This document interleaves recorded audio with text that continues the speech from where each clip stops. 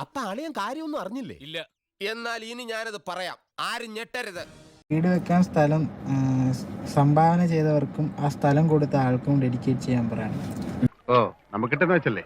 ഞാൻ ഇതുവരെയായിട്ടും വീട് വെച്ച് തന്നവർക്കും അല്ല, ഞാൻ പറയട്ടെ, കാര്യം പറയട്ടെ. ഈശ്വര, ഇതൊക്കെ എന്റെ തലയിലാവൂലോ. അതെങ്ങനെ നിന്റെ തലയിലാവണം? പിന്നെ നീ കയറിയേക്കോ? അതിന്റെ കുറവ് മാത്രമേ ഉള്ളൂ. ഞാനൊരു ഇതായിട്ട് ഇതുവരെ പറഞ്ഞിട്ടുമില്ല. എന്തായാലും പറഞ്ഞിട്ടുള്ളത് എന്റെ പേരിലെന്നാ. എന്റെ സ്വഭാവം അങ്ങനെ. ഞാൻ വെക്കുമ്പോ എല്ലാവർക്കും ഇട്ടൊന്ന് കൊള്ളും. അത് പലരും മനസ്സിലാക്കിയാ കൊള്ളാം. ഞാൻ ഇതായിട്ട് ഒരു കാര്യം പറഞ്ഞിട്ടുമില്ല. ഫിറോസൊക്കെ ആണെങ്കിലും എനിക്കിടയ്ക്ക് മെസ്സേജ് ഇടാറുണ്ട്. ഞാനായിട്ടൊരു പ്രശ്നവും ഇല്ല.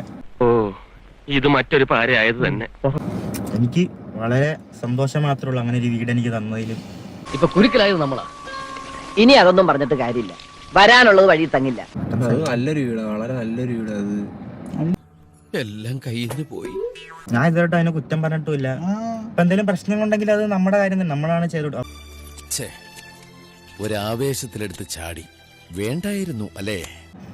ഉത്തരവാദിത്വമല്ല, അവരങ്ങനെ ഒരു മനസ്സ് വെച്ച തന്നെ നല്ലൊരു കാര്യം. എന്താ, ഒരു വീടില്ലാത്ത സമയത്ത് വീട് തന്നതും അങ്ങനെ വെച്ച് തരാനായിട്ട് അവർക്ക് ഒരു ഇതെടുത്തതും. ഒരാൾക്ക് ഒരു വീട് ഞാൻ ഒരിക്കലും അവരെ തള്ളി പറയത്തില്ല. നിസ്സാര കാര്യമൊന്നുമില്ല. ഒരാൾക്ക് ഒരു വീട്, ഒരു സ്ഥലവും വീടും കൊടുക്കുന്ന പറയുന്ന നിസ്സാര കാര്യം. പിന്നെ അത് എന്തെങ്ങനെയൊക്കെ പറയണേ?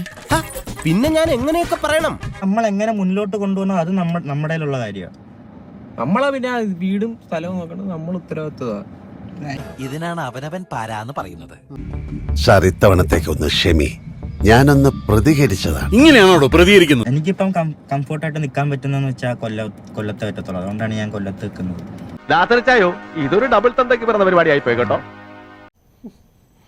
കുട്ടിയും പോയി, കിടപ്പാടവും പോയി, ആ പാടുണ്ടായിരുന്ന മാനവും പോയി.